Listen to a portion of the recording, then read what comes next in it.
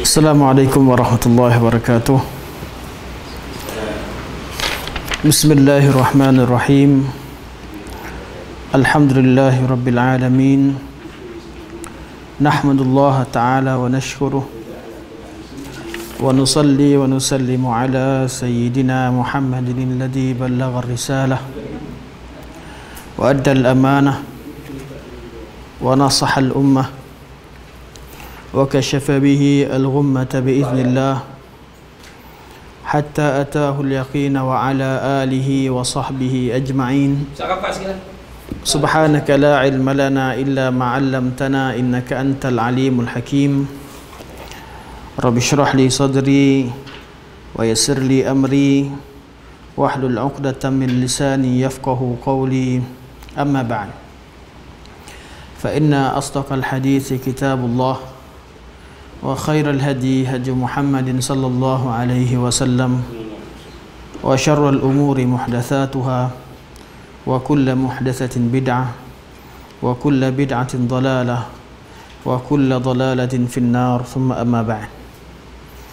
InsyaAllah pada hari ini kita akan sambung pelajaran kita pada matan yang ke-33. 32 belum? 32 tak sederhana kita dah ada pada pertemuan yang lepas sebab tadi baru semak kelas online. Nak tengok sampai mana. Alhamdulillah tengok di Facebook tadi. Okey, jadi kita masuk pada matan yang ke-33 setelah Syekh rahimahullah menerangkan akidah berkaitan dengan Allah Subhanahu wa taala, innallaha wahidun la syarikalah. Kemudian beliau menerangkan tentang akidah berkaitan dengan Rasulullah sallallahu alaihi wasallam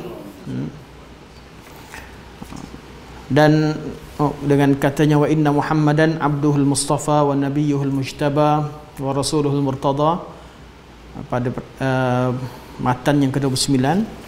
Pada matan ke-23 beliau beralih kepada rukun iman seterusnya, iaitu berkaitan dengan Al-Quranul Karim. Berkaitan dengan Allah beliau dah bincangkan secara panjang lebar. Berkaitan dengan akidah, berkaitan Rasulullah juga telah dibincangkan. Dan sekarang kita masuk pada perbincangan berkaitan dengan akidah berkaitan dengan Al-Quranul Karim. Qala al-muallif rahimahullah wa innal Qur'ana kalamullahi minhu bada bila kayfiyatin qawla wa anzalahu ala rasulihi wahyan وصدقه المؤمنون على ذلك حقا وأيقنوا أنه كلام الله تعالى بالحقيقة ليس بمخلوق ككلام البرية فمن سمعه فزعم أنه كلام البشر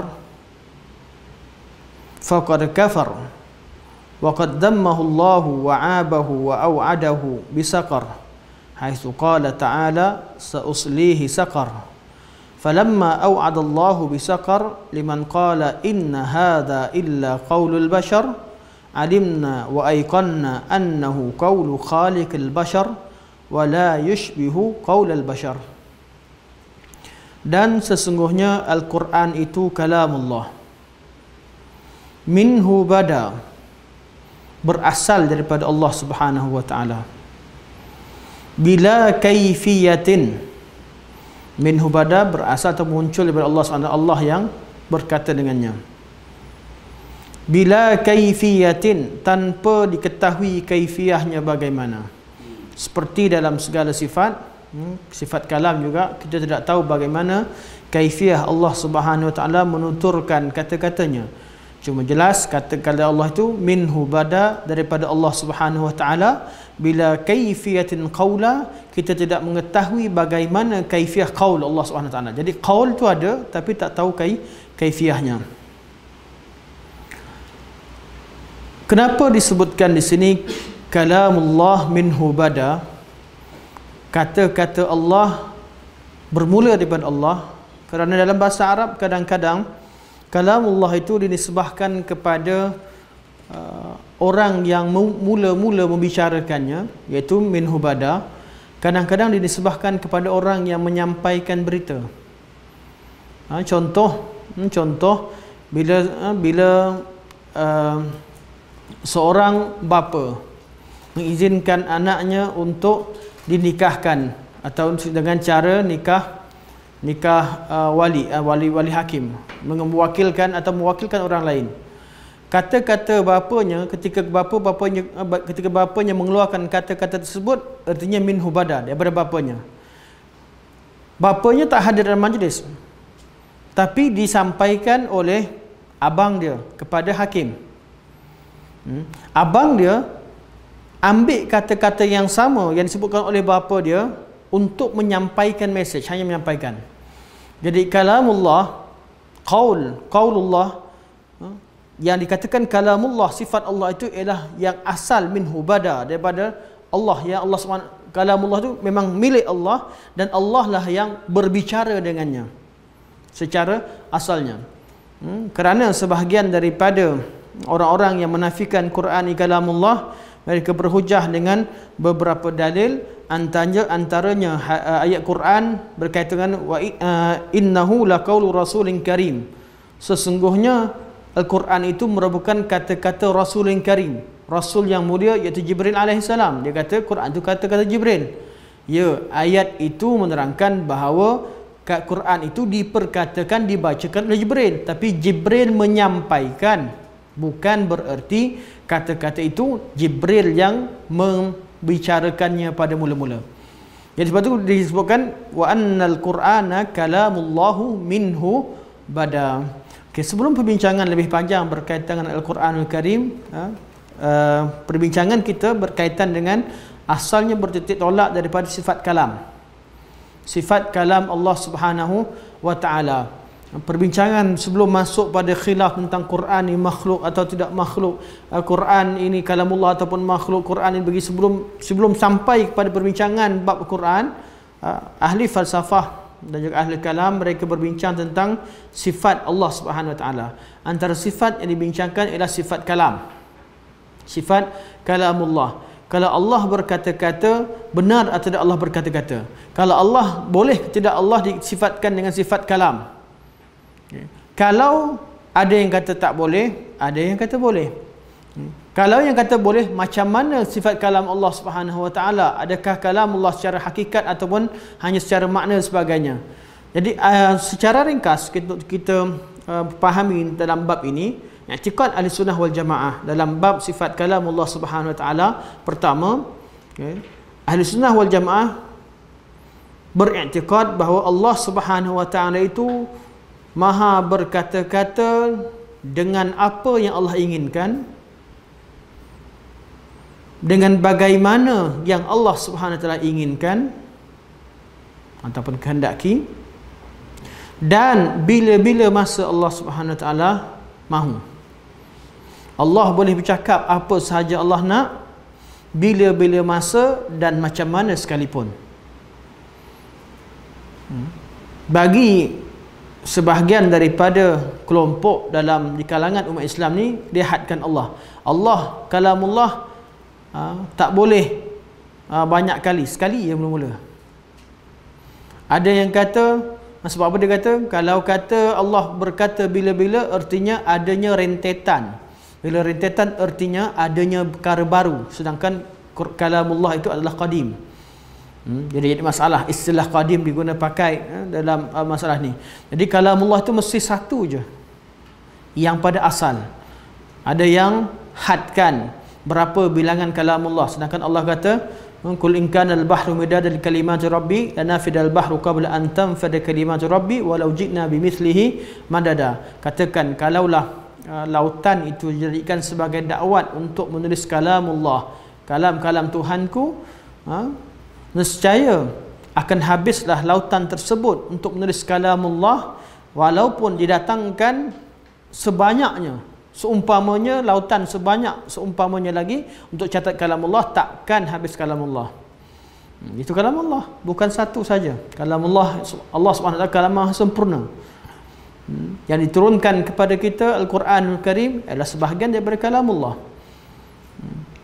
Kalam kita berapa banyak? Tuan-tuan beli dakwat, lepas tu tulis buku, keluarkan kalam-kalam terbaik. Berapa banyak boleh tulis? Baru saya buat karangan 120 muka, 120 perkataan kat sekolah pun kita dah pening kepala. Tapi Allah maha sempurna. Kalau Allah maha sempurna dan tidak terhad. Ada di kalangan kelompok manusia yang menghadkan bilangan kalamullah. Dia kata kalamullah mesti satu, tak boleh lebih. Kalau lebih bererti berbilang-bilang. Jadi bila berbilang-bilang pasti ada yang dahulu, pasti ada yang kemudian, maka mustahil kalamullah berbilang-bilang. Jadi kita kalamullah satu je, ada pada zat Allah sejak pada awal, satu je. Ada yang kata Allah boleh berkata-kata, tapi tak boleh berkata-kata dengan ada suara. Kalau ada suara dah macam makhluk. Tak boleh. Allah boleh berkata-kata, tapi tak boleh. Kalamullah tu mustahil. Kalamullah tu ada huruf. Kalau ada huruf sama makhluk. Ini satu lagi kelompok. Dia hadkan, dia sendiri, dia letak formula untuk kalamullah. Alasannya tak sama dengan, jangan sama dengan makhluk. Sebenarnya asalnya adalah kaedah dia yang salah, kaedah dia memahami yang salah, tetapi dia meletakkan bahawa kaedah kami adalah dalil qat'i yang tak boleh salah. Akhirnya kalamullah yang disesuaikan dengan kaedah mereka, apa yang firman Allah, apa Allah sebutkan yang perlu disesuaikan dengan apa yang mereka faham, dan kefahaman mereka tidak diubah. Dan dalam kaedah pertama, akidah pertama Ahli Sunnah wal Jamaah meyakini bahawa Allah Subhanahu wa taala berkata-kata dengan apa yang Allah kehendaki, bila-bila masa sahaja Allah inginkan, dan bagaimana cara sekalipun yang Allah Subhanahu wa taala mahukan. Allah bercakap dengan Rasulullah di Sidratul Muntaha, di atas langit. Allah bercakap dengan Musa di Tur Sina. Allah bercakap dengan Jibril dengan kaifiah yang kita tidak tahu. Allah bercakap dengan makhluk-makhluk yang lain, wallahu alam kita tidak tahu. Allah SWT tidak terikat dengan sebarang formula yang diletakkan manusia. Yang kita ada hanyalah dalam bab ini beriman dengan apa yang Allah beritahu. Apa yang Allah isbatkan, apa yang Nabi isbatkan, kita isbatkan, kita tetapkan. Apa yang dinafikan, kita nafikan. Apa yang didiamkan, kita diamkan. Hanya kita mengatakan wallahu a'lam. Yang kedua, berkaitan dengan akidah Ahlussunnah wal Jamaah dengan kalamullah. Kalamullah itu kalamullah yang ada hurufnya.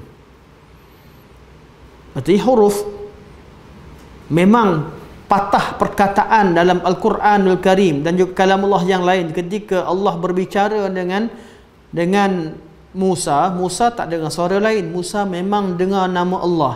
Ada hurufnya, ada sebutannya, ada suaranya yang didengar oleh makhluk-makhluk yang Allah inginkan. Kalau Allah ingin bercakap dengan Musa, Musa mendengar suara Allah dengan izin Allah Subhanahu wa taala, dengan kehendak Allah Subhanahu wa taala. Jadi tidak ada satu formula yang menghadkan kalamullah tak boleh didengar. Kalau didengar nanti sama dengan makhluk, bersuara sama dengan makhluk. Tak ada kaedah tu. Sebab apa? Bila Allah beritahu, kita percaya. Allah Subhanahu wa taala beritahu dalam ayat Quranul Karim, dalam banyak ayat Allah Subhanahu beritahu bahawa kalamullah itu didengar. Kalamullah itu didengar, maka kita beriman dengan apa yang Allah Subhanahu wa taala beritakan. Allah kata wa kallamallahu Musa taklima. Allah Subhanahu wa taala berbicara dengan Musa dengan sebenar-benar perbicaraan, ya, dengan percakapan yang sebenar. Walamma jaa Musa limiqatina wa kallamahu rabbuhu, dan tatkala Musa datang kepada tempat yang kami tetapkan dan Musa dibicara atau Allah SWT berbicara dengannya. Wa in ahadu minal musyrikin istajaraka faajirhu hatta yasma' kalamullah. Kalau ada salah seorang daripada kaum musyrikin meminta perlindungan daripada kamu, iaitu kalau ada di kalangan kaum musyrikin yang dizalimi tempat dia, kemudian lari tinggalkan negerinya untuk minta perlindungan dengan negara Islam, Allah kata fa'ajirhu, maka berilah perlindungan kepada dia. Kenapa? hatta yasma'a kalam Allah, sehingga orang musyrikin tadi dapat mendengar kata-kata kalam Allah, iaitu dengar ayat Quran. Semoga dia masuk Islam, dia duduk di kalangan orang Islam. Ayat ini antara ayat dalil boleh memberi perlindungan kepada orang kafir di negara Islam. Sekiranya ada maslahah supaya dia mendengar kalam Allah. Jadi kalam Allah itu didengar, dan Allah Subhanahu wa taala mensifatkan bahawa kalamnya itu didengar oleh hamba-Nya. Jadi akidah Ahlussunnah wal Jamaah tidak meletakkan sebarang kaedah menetapkan mesti kalamullah begini begitu. Mereka hanya mendengar dan beriman dengan apa yang diberitakan oleh Allah Subhanahu wa taala. Yang ketiga, akidah Ahlussunnah wal Jamaah berkaitan dengan kalamullah. Kalamullah itu, sifat kalam itu ialah sifat zatiyah fi'liyah.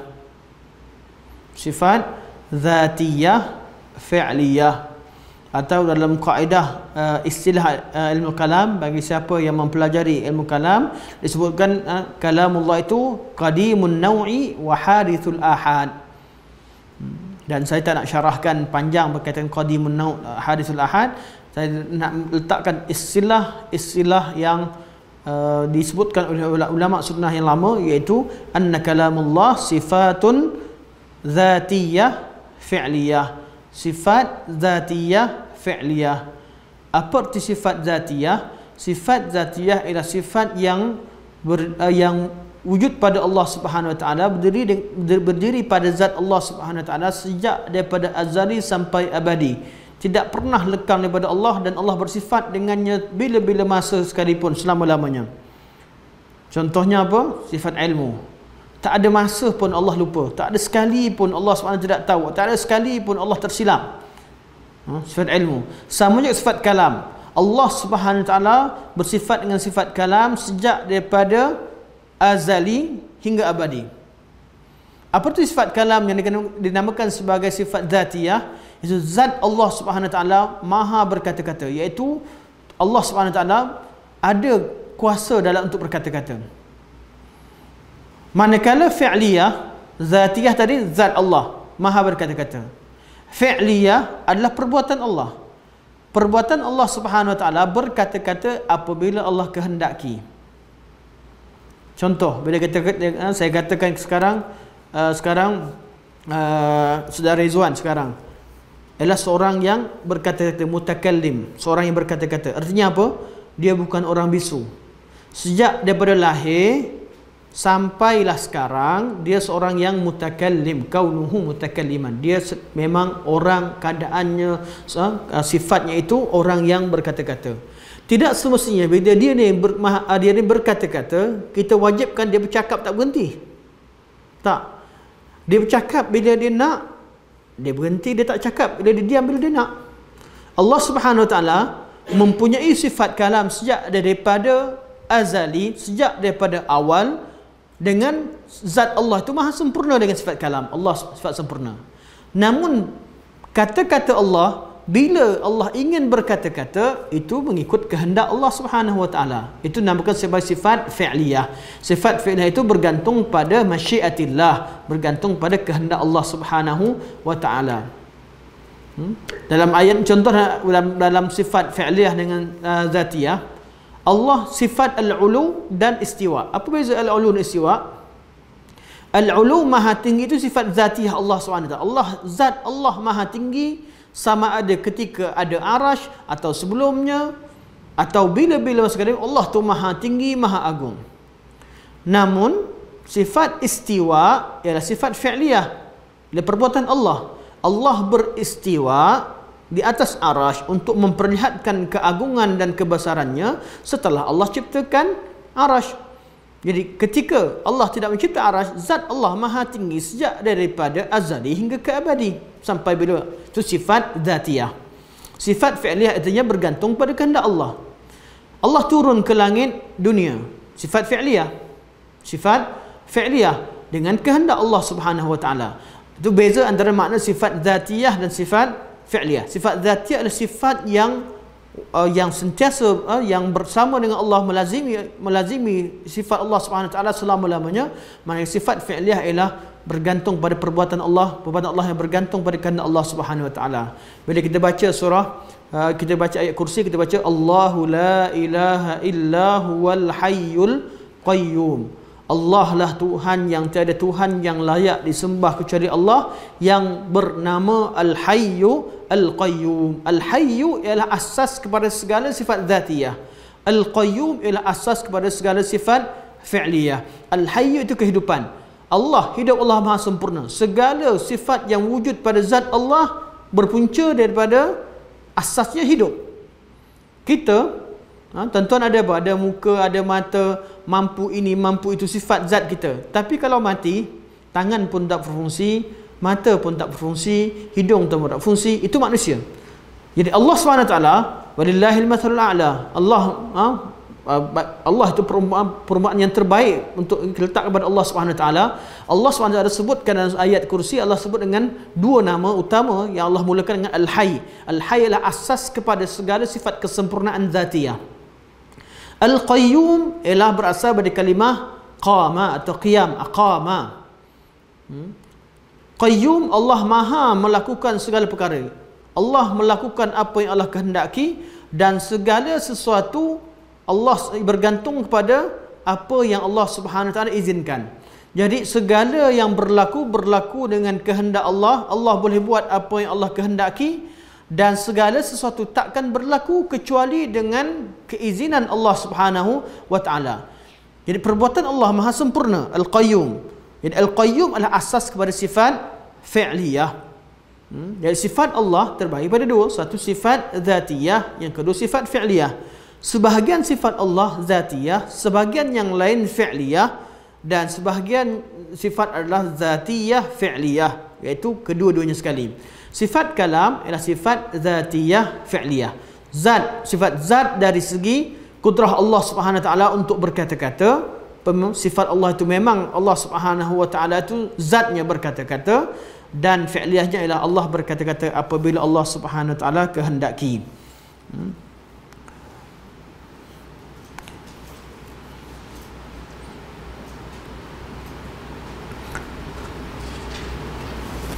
Apa dalil yang mengatakan bahawa kalamullah itu adalah kalamullah, bukan makhluk? Sebab dalam ayat ni, kenapa Syekh sebut ni dengan tegas? Pada zaman Abu Ja'far At-Tahawi rahimahullah telah timbulnya golongan Mu'tazilah yang mengatakan bahawa Quran ini adalah makhluk. Jadi banyak dalil-dalil dan syubhat yang dibawa dijawab oleh Sunnah wal Jamaah. Cuma tadi saya ringkaskan tadi, i'tiqad Ahlussunnah wal Jamaah berkaitan dengan kalamullah. Okey, kita pindah pada apa? I'tiqad Ahlussunnah wal Jamaah terhadap Quranul Karim. Quran Karim sebahagian kalamullah. Kalamullah tadi berkaitan sifat kalamullah. Sekarang berkaitan dengan Al-Quranul Karim. Pertama, i'tiqad pertama kita mengatakan bahawa sesungguhnya Quranul Karim itu merupakan kalamullah. Kita sudah sabitkan Allah SWT sifat Allah. Allah itu ada sifat kalam. Allah berkata-kata. Itu sifat Allah. Jadi apa kaitan dengan Quran? Pertama sekali, Quranul Karim adalah kalamullah. Apa arti kalamullah? Sifat Allah Subhanahu Wa Taala. Sifat kalam sebagai sifat Allah. Jadi Al-Quran bukan makhluk. Al-Quran juga bukan khalik, kerana Al-Quran itu sebahagian daripada sifat Allah Subhanahu Wa Taala. Allah Subhanahu Wa Taala adalah khalik, dan sifat Allah itu ada banyak sifat, antaranya sifat kalam, dan antara sifat kalam itu adalah Quranul Karim itu sendiri. Jadi Quran itu adalah kalamullah. Allah Subhanahu Wa Taala membahagikan kewujudan atau sesuatu itu kepada dua perkara. Satu dinamakan sebagai makhluk, iaitu bila bertakluk dengan fi'liyah Allah Subhanahu Wa Taala, apa yang Allah cipta, dan satu lagi apa yang Allah perkatakan. Allah kata ala lahul khalq wal amru. Ketahuilah Allah Subhanahu Wa Taala itu memiliki sifat penciptaan. Jadi apa yang Allah cipta namanya al-khalq, makhluk. Walladzi khalaqal mauta wal hayah. Dialah Allah yang menciptakan mati dan hidup. Allah yang khalaqas samawati, alhamdulillahilladzi khalaqas samawati wal ard wa ja'ala adh-dhulumati wan nur. Maha suci, segala puji bagi Allah Subhanahu wa taala yang menciptakan langit-langit dan bumi dan yang menciptakan gelap dan terang. Ini semua makhluk. Tetapi satu lagi, ala lahul khalq wal amru. Al-amru ialah perintah. Perintah Allah ialah daripada kalamullah. Jadi kalamullah bukan sebahagian daripada makhluk, kerana Allah Subhanahu wa taala meletakkan di situ adanya waw mughayarah, waw untuk memisahkan antara makhluk Allah dan juga kalamullah. Jadi Al-Quranul Karim adalah amrullah. Quran Karim mengandungi perintah Allah. Quranul Karim mengandungi ilmu Allah. Ilmu Allah Subhanahu wa taala. Ar-Rahman 'allama al-Quran, khalaqal insan. Ar-Rahman, Allah Subhanahu wa taala khaliq. 'Allama al-Quran, 'allama al-Quran, mengajarkan Al-Quran. Allah dan Allah sebut khalaqal insan, cipta manusia. Khalaqal insan lain, 'allama al-Quran lain. Jadi Quran itu adalah ilmu yang Allah Subhanahu wa taala berikan kepada manusia. Ianya adalah sebahagian daripada sifat Allah Subhanahu wa taala. Allah ajarkan kepada manusia. Ilmu Allah, sifat-sifat Allah tu 'allamal Quran, ilmu Allah. Khalaqal insan, insan itu merupakan makhluk Allah Subhanahu wa taala. Jadi Quranul Karim bukanlah makhluk, berdasarkan kepada cara Allah Subhanahu wa taala memperkenalkan Quran dan juga menyebutkan tentang insan. وَمَنْ حَاجَّكَ فِيهِ مِنْ بَعْدِ مَا جَاءَكَ مِنَ الْعِلْمِ فَقُلْ تَعَالَوْا نَدْعُ أَبْنَاءَنَا وَأَبْنَاءَكُمْ وَنِسَاءَنَا وَنِسَاءَكُمْ sampai akhir ayat mubahalah.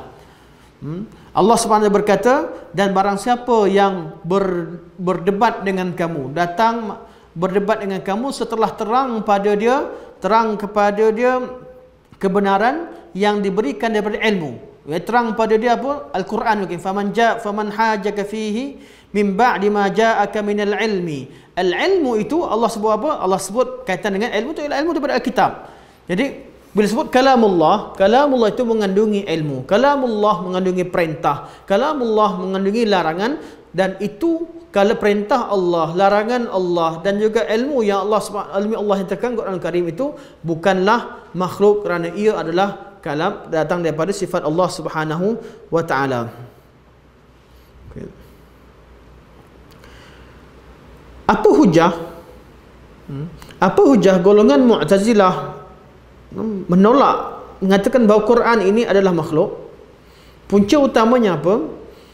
Punca utama mereka ialah golongan yang terlampau mentanzihkan, sehingga mereka melupakan tentang perkara kedua, iaitu mengisbatkan. Dalam akidah perlu wujud apa? Perlu wujud tiga perkara. Pertama tanzih, kedua isbat, dan ketiga ialah tidak membicarakan yang Allah tak beritakan. Tiga perkara nak selamat dalam bab tauhid, dalam bab berkaitan dengan asma sifat ini. Pertama, kita sucikan Allah Subhanahu wa taala daripada sebarang persamaan dengan makhluk, kerana makhluk itu bersifat kekurangan. Kalau sama, makhluk itu kurang. Jadi sucikan Allah Subhanahu wa taala. Laisa kamitslihi syai'. Yang kedua, isbatkan, iaitu tetapkan. Tetapkan apa? Terima apa? Tetapkan apa yang Allah Subhanahu wa taala beritahu. Apa yang Allah beritahu, maka kita percaya dan terima. Itu namanya isbat. Bagi golongan Ahlul Kalam secara keseluruhannya, mereka hanya melihat kepada bab tanzih dan melupakan bab isbat. Sedangkan ayat Al-Quran, Allah sebut laisa kamitslihi syai', tanzih, wa huwas sami'ul basir, iaitu isbat, dan dialah yang maha mendengar dan maha melihat. Walaupun Allah tak sama dengan sesuatu, dan sesuatu itu juga mendengar dan melihat. Manusia mendengar, melihat, binatang mendengar, melihat, malaikat mendengar, melihat, jin mendengar dan melihat. Tetapi Allah SWT bersifat dengan Sami'ul Basir, maha mendengar, maha melihat. Jadi Allah SWT, kita perlu, ketika Allah beritahu bahawa Allah itu maha mendengar, maha melihat, kita perlu terima, kita perlu yakin dalam keadaan kita mengatakan bahawa apa yang Allah isbatkan pada zatnya itu merupakan satu sifat yang sabit, sifat yang wujud, sifat yang perlu kita tetapkan, namun kita mesti dahulukan dengan apa? Tanzih. Sucikan Allah daripada sebarang persamaan dengan makhluk.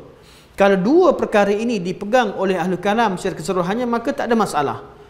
Cuma permasalahan ahli kalam kerana mereka masuk ke dalam bidang akidah melalui ilmu falsafah, kita tak kata mereka ahli falsafah, mereka mempelajari atau mengajarkan akidah melalui falsafah, dan falsafah itu suka menyamakan Allah dengan makhluk. Perdebatan golongan saintis ni, golongan Aristotle dan juga pengikut-pengikutnya, banyak menyamakan. Kalau dia kata kalau Allah wujud, tunjukkan kepada kami. Kalau betul-betul zat Allah wujud, bentuknya bagaimana? Adakah bentuk sel atau bentuknya bentuk atom dan sebagainya? Dia akan tanya bentuk molekul ke apa sahajalah bentuk makhluk. Dia kata dia akan sebutkan kewujudan yang ada ni je, dia kata. Dia kata otak dia boleh tahu semua sekali. Jadi Allah yang mana? Oleh kerana golongan falsafah begitu, dan datang ahli kalam untuk berdebat dengan ahli falsafah, jadi apa yang mereka fokuskan adalah tanzih. Namun mereka tersilap kat mana? Mereka melupakan ayat-ayat yang mengisbatkan. Setelah selesai mereka berdebat dengan golongan falsafah, mereka balik semula pada ayat Quran. Masalahnya ada sebahagian pada ayat yang mereka tak mampu nak tanzihkan. Kekal masih ada syubhat. Pada asalnya tujuan mereka masuk berdebat dengan golongan ahli falsafah adalah untuk melazimkan ahli falsafah itu mengisbatkan kewujudan Allah, dan kewujudan Allah itu tidak sama dengan makhluk. Kerana ahli falsafah itu mereka golongan etis. Ahli kalam adalah golongan kaum muslimin.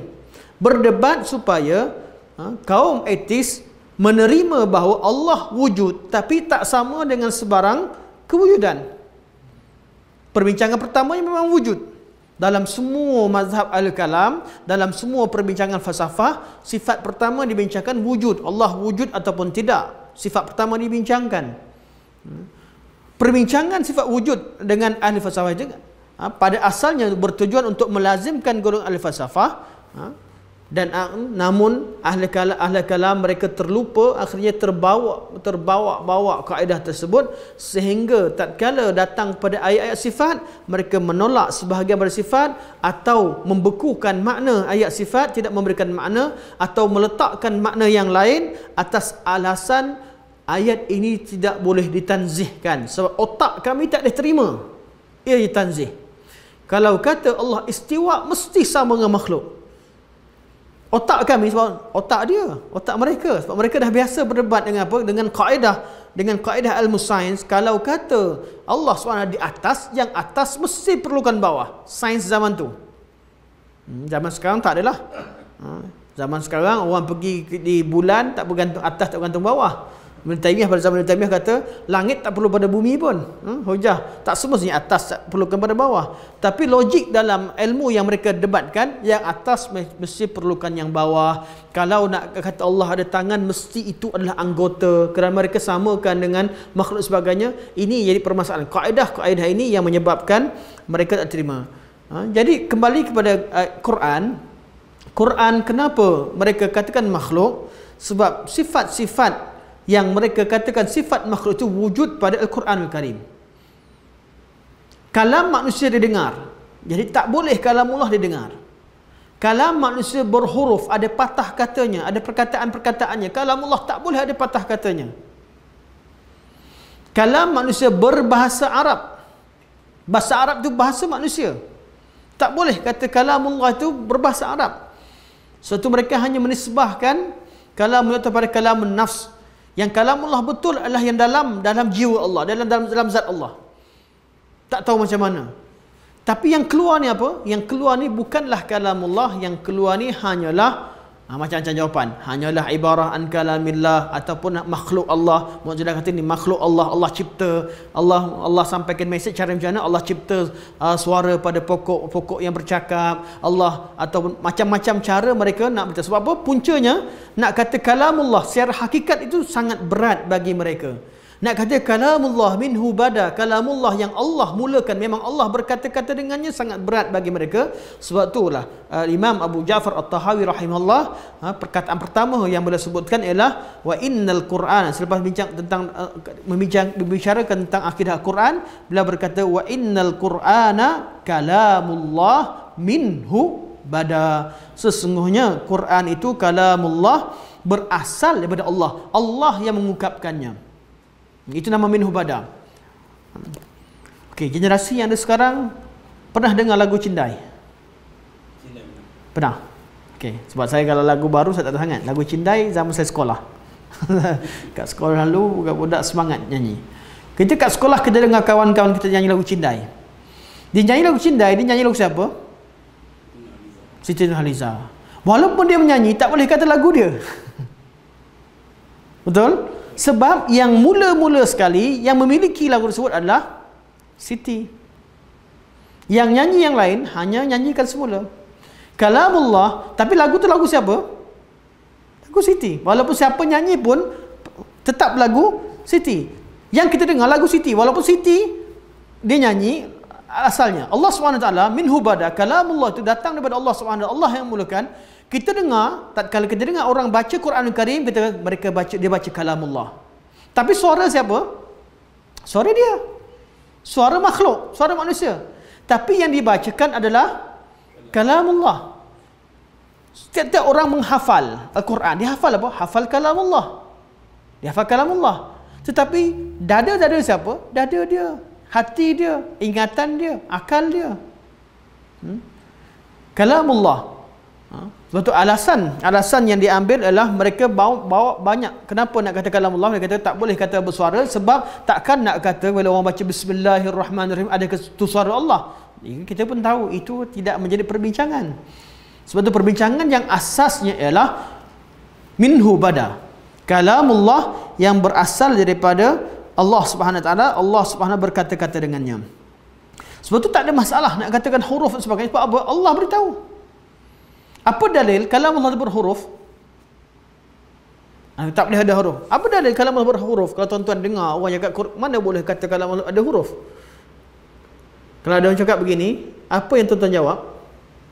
Sekali imbas yang terdengar lah, yang terlintas di pemikiran. Kalau tiba-tiba orang kata, mana boleh, datang Mu'tazilah kata, mana boleh kata kalamullah ni ada huruf?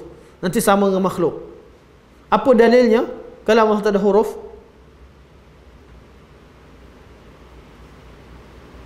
Pertama sekali, kita ingat bahawa kalamullah Quran, kalamullah, dan dalam Quran itu ada huruf-huruf muqatta'an. Ada alif lam mim, alif lam ra, yasin, hamim, ain sin qaf. Adanya ayat-ayat huruf-huruf muqatta'an, huruf nun, huruf-huruf yang memang satu huruf, dan satu huruf itu adalah kalamullah. Itu adalah kalamullah. Dan dalam satu hadis Nabi kata, iqra'u hadzal Qur'an falakum likulli harfin minhu hasanah la aqulu alif lam mim harfun walakin alifun harf wal lam harf wal mim harf. Bacalah Al-Quranul Karim ini, sesungguhnya kamu akan dapat tiap-tiap huruf daripada Quran itu yang kamu baca kebaikan-kebaikan, kamu dapat kebaikan. Tiap-tiap huruf yang kamu baca itu ada kebaikannya. Aku tak kata alif lam mim satu huruf, tapi alif itu satu huruf, lam itu satu huruf, mim itu satu huruf. Jadi kalamullah mengandungi huruf atau tidak? Mengandungi huruf, mengandungi perkataan. Kalamullah yang kita baca memang benar-benar kalamullah. Kita baca apa yang Syekh nukilkan di sini. Syekh kata, wa hadha alladhi hakahu at-Tahawi rahimahullah. Tengok bawah, muka surat 111. Syarah. Naqala hadzal kalam 'anil musannifi rahimahullah Syekhul Islam Ibnu Taimiyah fi Majmu'il Fatawa mustashhidan bih. Syekhul Islam Ibnu Taimiyah rahimahullah menukilkan kata-kata ini secara sempurna dalam kitab beliau Majmu'ul Fatawa pada jilid yang ke-12 muka surat 507. Jadi kalam, kenapa dinukilkan kalam Imam Ja'far At-Tahawi, membuktikan bahawa sebelum datangnya akidah-akidah ahli kalam yang pelik-pelik selepas Mu'tazilah, Imam Abu Ja'far At-Tahawi telah mengisbatkan bahawa Quran Karim itu adalah kalamullah. Dan kata-kata Imam Abu Ja'far At-Tahawi ini diambil daripada kata-kata Amr bin Dinar, iaitu sahabat, mana sebahagian daripada kibar tabi'in yang berguru dengan ramai sahabat. Wa hadha alladhi hakahu At-Tahawi rahimahullah wal haqqul ladzi dallat alaihi al-adillatu minal kitabi was sunnah. Dan apa yang disebutkan oleh al-Imam Tahawi di sini rahimahullah ialah kebenaran yang dibawa, yang ditunjukkan dalam Alkitab, dalam dalil-dalil daripada kitab dan as-sunnah. Liman tadabbarahuma, bagi siapa yang mentadabbur kedua-dua sumber ini. Puncanya apa? Puncanya bagi orang yang menafikan Quran ini kalamullah dan menafikan bahawa Quran ini tidak kalamullah itu mesti tidak bersuara dan sebagainya. Puncanya mereka tidak mentadabbur ayat Quran, mereka hanya duduk fikirkan logik yang pada mereka adalah logik. Kalaulah mereka buka ayat Quran, mereka buka hadis-hadis Nabi, pasti mereka akan dapati dan mereka akan faham bahawa Quran Al-Karim itu adalah kalamullah secara hakikat seperti mana yang disebutkan oleh Imam Abu Ja'far At-Tahawi rahimahullah.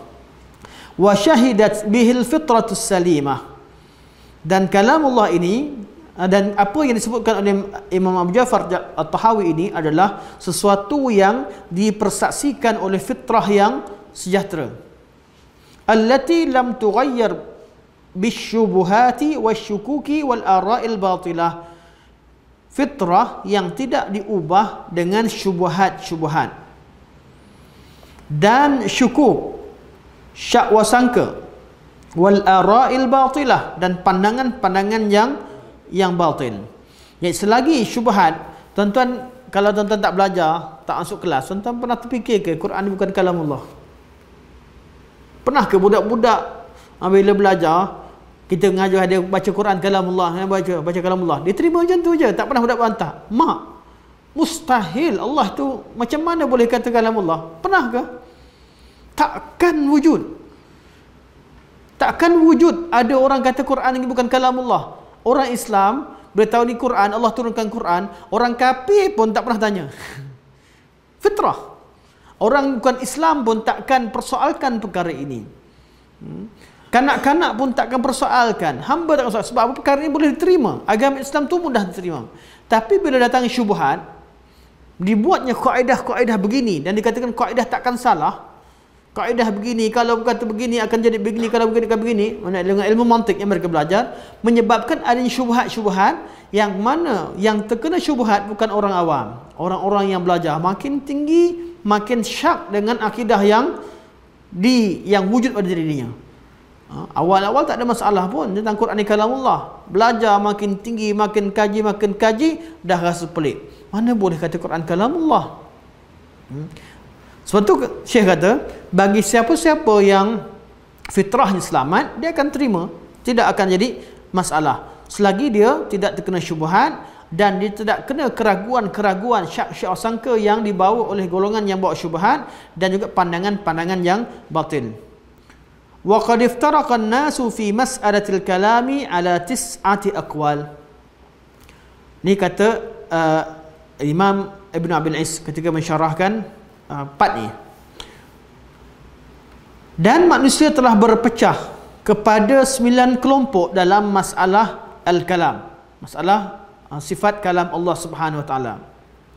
Thumma saqaha, kemudian Ibn Abil Is kata Syekh Al-Albani rahimahullah, kata Syekh Al-Albani, kemudian Ibnu Abil Is membawakan ke tujuh pandangan tersebut, ke sembilan pandangan tersebut. Jadi Syekh tak baca semua. Dalam syarah Syekh tidak bacakan semua 9 pandangan. Tuan-tuan boleh buka pada kitab Syarah Aqidah Tahawiyah Ibn Abil Is. Syekh fokuskan pada 3, dan saya pun ikut Syekh, fokuskan pada 3 pandangan. Sebab 6 pandangan yang lain, pandangan yang jelas kebatilannya, pandangan Mu'tazilah, pandangan semua sekali yang memang hampir tak wujud dalam masyarakat sekarang. Tapi tinggal 3 pandangan utama daripada 9 tersebut. Al-thalith wa minha al-thalith, pandangan yang antara disebutkan ialah pandangan yang ketiga, iaitu wa huwa annahu, kalamullah adalah annahu ma'nan, ia adalah makna, wahidun, satu, makna yang satu, qaimun bidzatillah, yang wujud pada zat Allah Subhanahu wa taala, yang berdiri pada zat Allah Subhanahu wa ta'ala, atau berdiri dengan zat Allah Subhanahu wa ta'ala. Huwal amru wan nahyu wal khabaru wal istikhbaru, iaitu apa dia? Perintah Allah, larangan Allah, berita Allah, dan apa yang Allah Subhanahu wa ta'ala tanyakan pada makhluknya untuk memberikan khabar. Wa in ubbira anhu bil arabiyyah, sekiranya ditakbirkan dengan bahasa Arab, kana Qur'anan, maka dipanggil sebagai Quran. Wa in ubbira anhu bil ibraniyah, sekiranya dibicarakan dengan bahasa Ibraniyah, kana Tauratan, dipanggil sebagai Taurat. Wa hadha qaulu Ibnu Kullab wa man wafaqahu kal Asy'ari wa ghairihi. Inilah qaul Ibnu Kullab dan orang-orang yang menyetujui beliau seperti Al-Asy'ari dan lain-lainnya. Apa kata mereka? Kalamullah je, Allah berkata-kata. Kalamullah. Tapi kata mereka, kalamullah yang Allah berkatanya hanyalah kalam makna. Sebab tu kalau kita belajar sifat 20, sifat kalam adalah sifat ma'ani. Sebab apa? Bukan sifat yang hakikat, tapi hanya yang mampu diisbatkan adalah makna. Kalamullah tapi bukan lafaznya, bukan Quran bahasa Arabnya itu. Bukan Taurat, bukan Taurat kalamullah, Taurat dengan bahasa Ibraninya itu. Bukan Injil bahasa Syriani tersebut. Kalamullah adalah kalamun nafs, yang dikatakan sebagai makna. Nafs artinya qaim fi zatillah, yang ada pada Allah Subhanahu wa ta'ala, zat Allah Subhanahu wa ta'ala. Dan kalam itu makna, ma'ani, hanya maknanya saja, mesejnya saja. Kalam dalam jiwa. Tuan-tuan sekarang fikir, apa Ustaz ni merepek, contoh. Apa Ustaz ni cakap dalam hati. Tuan-tuan tak bercakap. Dalam hati bercakap, artinya kalamun nafs. Jadi Allah SWT, ya, Allah bersifat kalam, tapi Allah tak berkata-kata dengan hakikat. Allah hanya berkata-kata hanya berkata-kata dalam jiwa Allah, dalam zat Allah Subhanahu wa ta'ala. Nak pilih perkataan dalam zat lah, dalam zat Allah, kalamun nafs, dia kata kalamun nafs, kalam jiwa lah kalau bahasanya. Iaitu bercakap. Jadi bila bercakap kat mana? Bercakap tu bukan kalamullah. Kalau diungkapkan isi hatinya, kalau diungkapkan isi jiwa zatnya yang ada dalam jiwa Allah itu dalam bahasa Arab, maka jadilah Quran. Jadi Quran itu kalamullah betul kan tidak pada pandangan mereka? Bukan kalamullah hakikat. Hakikat kalamullah hanya pada makna. Seperti mereka itu sifat ma'ani. Sifat ma'ani, maknanya sahaja. Ma'ani. Tidak sebab tu hanya diisbatkan ma'aninya. Apa beza? Masing-masing ulama salaf juga mengisbatkan sifat kalam. Tapi apa bezanya sifat kalam yang kita belajar dalam ilmu kalam dengan sifat kalam yang salaf isbatkan? Salaf mengisbatkan sifat kalam sebagaimana yang diisbatkan oleh Allah dan Rasulnya. Tak ada satu kaedah khusus. Kalau sama' basar kalam, sama' tu kita kata tak. Sama' apa ayat Quran yang ada, itulah yang diisbatkan. Kalam apa yang ada? Bila Allah kata kalamullah itu didengar, isbatkan kalamullah didengar. Berdasarkan, jadi cara pengisbatan tidak melalui kaedah tetapi melalui nas. Itu yang salaf lakukan. Ahli kalam mereka menjadikan kaedah tujuan asal untuk memudahkan dan untuk berdebat, namun ada masalah pada apa? Masalah dalam perbincangan. Kaedah tersebut tidak muttarid, tidak betul selama-lamanya. Kadang-kadang betul, kadang-kadang salah. Menyebabkan ada setengah part betul, setengah pada dalam bab yang lain jadi bermasalah, bercanggah dengan apa yang telah diputuskan oleh salaf. Jadi salaf mengisbatkan kalamullah secara hakikat. Kalamullah minhu bada, secara hakikat. Kalamullah hakikatan, secara hakikat. Namun bagi golongan Ibn Kullab mengisbatkan kalamullah hanya pada maknanya, makna. Dan makna wahid, maknanya satu je, tak ada lebih. Tuan-tuan tak, kita takkan faham. Tapi itu dia kata, satu je, mes.